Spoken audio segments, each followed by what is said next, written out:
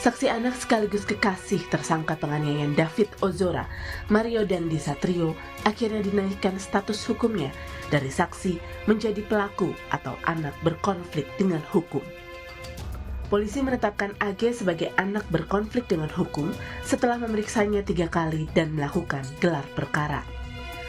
Berdasarkan temuan chat WhatsApp, video, dan rekaman CCTV di sekitar TKP, serta keterangan saksi, penyidik menemukan fakta baru yang mengarah pada peran masing-masing tersangka, Mario Dandi dan Shane Lucas, serta anak berkonflik dengan hukum, AG.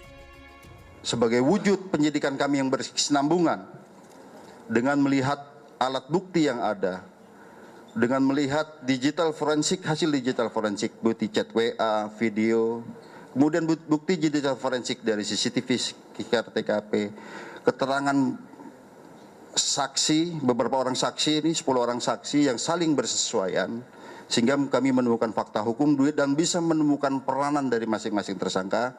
Maka hari ini kami menambah konstruksi pasal sebagaimana yang kami sebutkan tadi.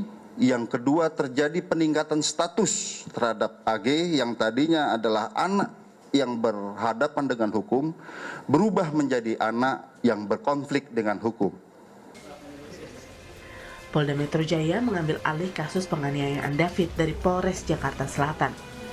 Polda melibatkan sejumlah ahli independen dari ahli pidana, psikolog forensik, KPAI, hingga Kementerian Perempuan dan Perlindungan Anak. Selain melibatkan korban yang masih di bawah umur, kasus yang tengah jadi sorotan luas ini juga menyeret pelaku anak yang proses hukumnya mengadopsi sistem peradilan anak. Tim Liputan Kompas TV.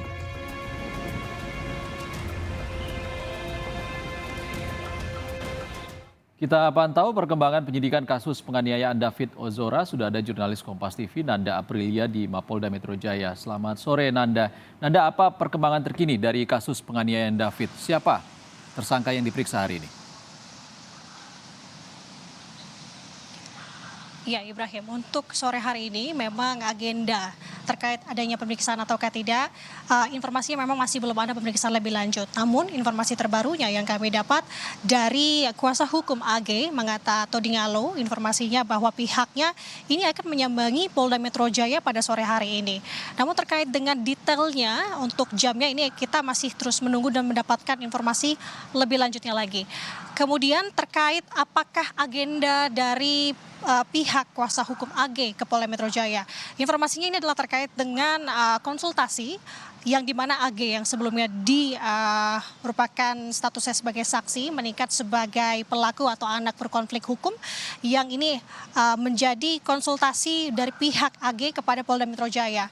Dan informasinya juga untuk saat ini memang pihaknya masih mencoba mencari cara untuk memberitahukan kepada AG terkait dengan adanya peningkatan status pada AG hingga pada saat ini.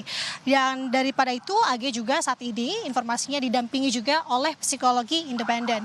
Kemudian kalau kita bisa menelisik Iksan terkait dengan pemeriksaan yang memang sudah dilakukan oleh AG sebanyak 3 kali ini, memang ada beberapa poin yang diperhatikan dari pemeriksaan ini.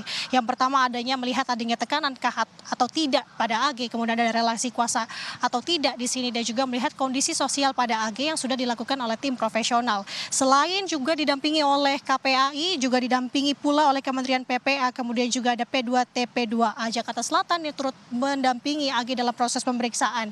Kemudian juga informasi atau poin yang tadi merupakan poin pertama yang disampaikan oleh Polda Metro Jaya terkait dengan update kasus penganiayaan terhadap David Ozora yang dimana anak dari salah satu pengurus GP Ansor.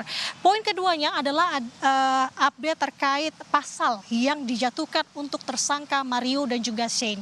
Jika sebelumnya untuk tersangka Mario Dandi dan juga Shane ini dijerat pasal 76C Jungto pasal 80 Undang-Undang nomor 35 tahun 2014, namun kemarin dijelaskan bahwa untuk tersangka Shane dan juga Mario Dandi ini ada pasal baru yang dimana pasal ini jauh lebih berat dari sebelumnya. Kalau untuk tersangka Mario Dandi, ini dijerat pasal 355 KUHP ayat 1, subsidiar pasal 35 ayat 1 KUHP.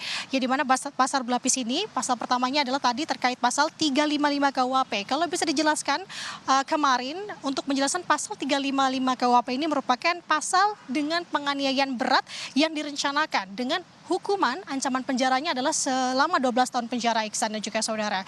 Kalau untuk tersangka Shane ini juga dijerat pasal 355 ayat 1, Jungto 56 KUHP subsidiar pasal 354 ayat 1. Di mana kalau dijelaskannya kemarin oleh Dirkrimum Polda Metro Jaya terkait dengan pasal 354 ini merupakan pasal yang dimana dengan sengaja melakukan penganiayaan dengan ancaman maksimal 8 tahun. Sedangkan untuk pelaku atau anak berkonflik hukum yakni AG yang statusnya merupakan status baru, begitu yang sudah diumumkan oleh pihak kepolisian, ini pasalnya dijerat pasal 76C Jungto pasal 80 Undang-Undang Perlindungan Anak atau 3551 ayat 1. Terbaru kami masih terus menunggu Iksan dan juga saudara terkait agenda dari pihak AG yang rencananya akan hadir pada sore hari ini di Polda Metro Jaya. Kembali ke studio Iksan. Nanda Aprilia melaporkan langsung dari Mapolda Metro Jaya. Terima kasih Nanda.